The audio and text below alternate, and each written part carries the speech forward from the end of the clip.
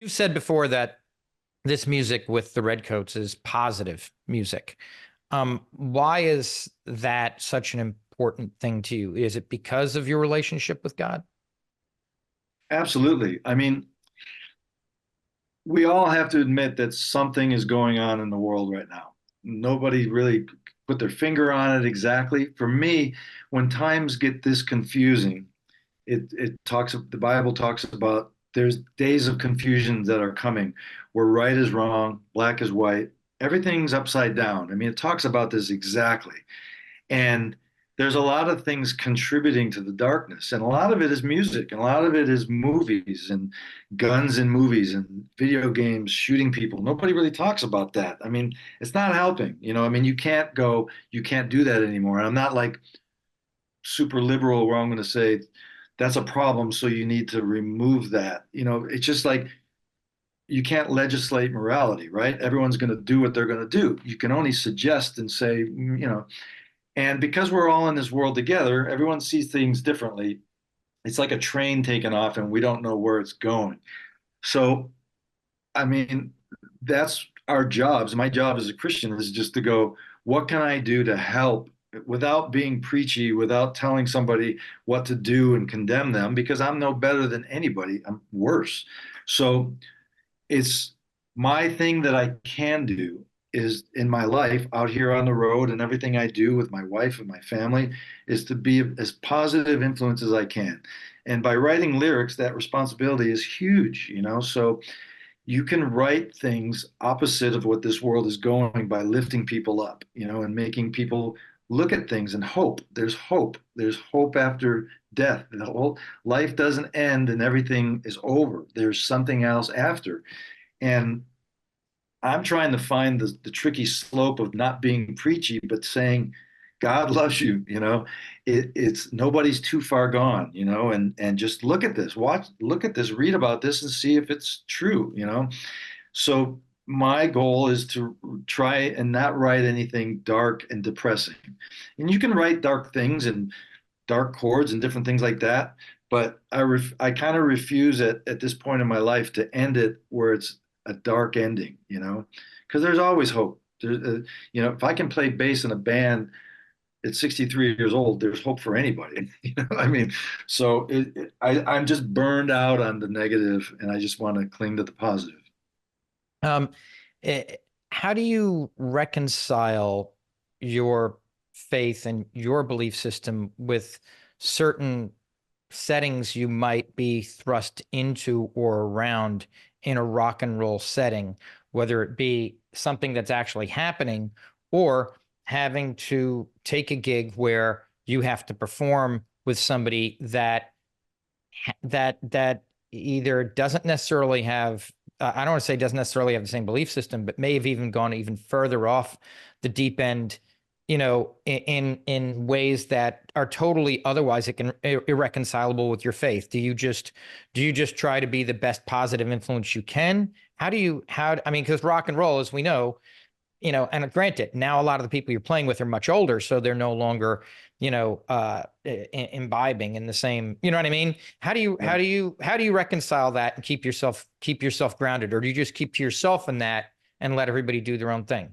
Well, that's a great question, and I'm still trying to figure out how to approach certain things. But the bottom line is I, in my younger days, was the worst person on the planet. I mean, I can look back at things and just cringe at the things that I've done and the people that I've hurt and the stupid things and selfishness and stuff like that. And everybody goes through that. Some people more than others or whatever. And I mean, music is a funny thing because I mean, like with Rick, Jesse's Girl, it's a song about an adulterous situation. You know, Rick doesn't go around having adulterous relationships because he's living that song. Rick is a great guy and he's trying hard, like us all, to be happily married and do the right thing.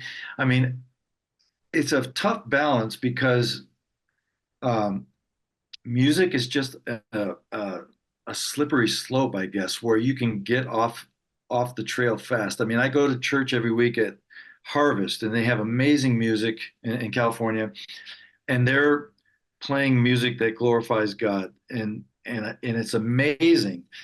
But uh, I'm in a different world where I'm out on the streets playing music. So I remember when I was with Roth, I was starting to pull away from the lifestyle because I was realizing what I was doing. This is 1987, 88. I had several situations happen where I'm in rooms going, what am I doing here? I know what I believe, but I can't pull away from this because it's just there. It's this shiny object this cat's going at. And it was embarrassing for me in my faith because I was being a hypocrite while believing this thing and living this lifestyle. And I remember God just working on me, just going, you might want to stop drinking. And I remember getting on my knees, praying to stop drinking, and it just went away. And it was amazing that one day it just went away.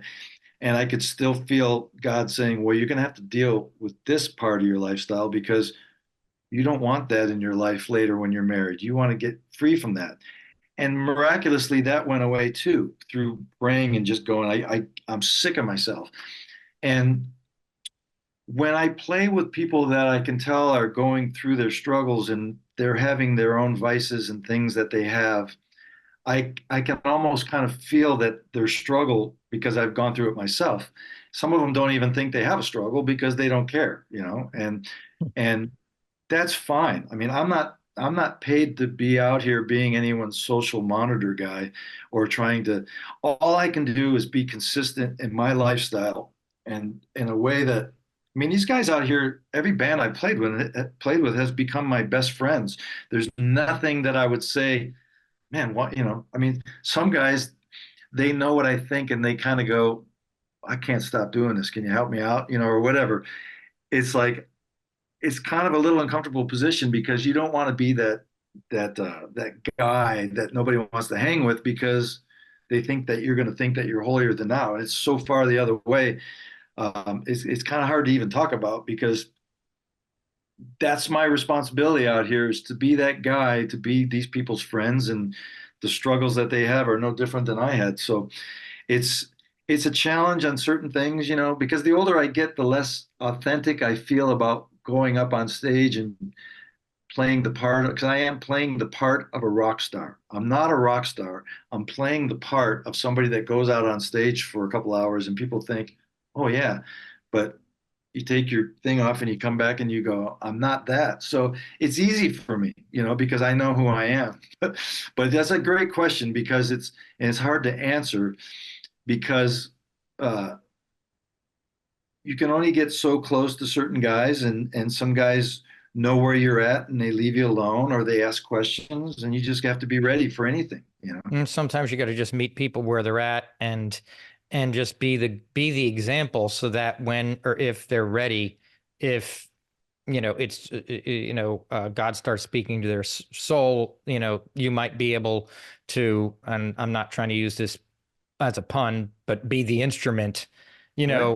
with which to be able to perhaps deliver a message when they're receptive, right? Exactly. You're exactly right. And I was just reading today about being a clanging cymbal. It's like there's this verse in Proverbs that talks about if you're super hyper going, hey man, have you thought about God? Have you talked about man, maybe you should be, and all this stuff, it just becomes irritating. And you have to play the room and feel the room and know if anybody's even open at all about talking about because there's nothing more that I like talking about with people, especially on planes, than getting heavy and an hour flight because you have an hour and people are talking and you jump on that and then you have this amazing conversation. That's what I like the most.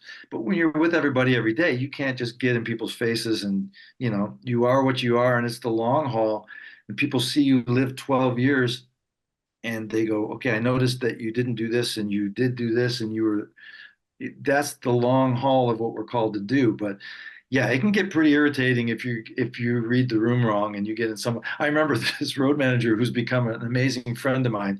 I first got in the band and I sat next to him and he goes, and I had just met him. He goes, look it, we got a 3 hour flight and I need to sleep. I really don't want to hear about your spirituality.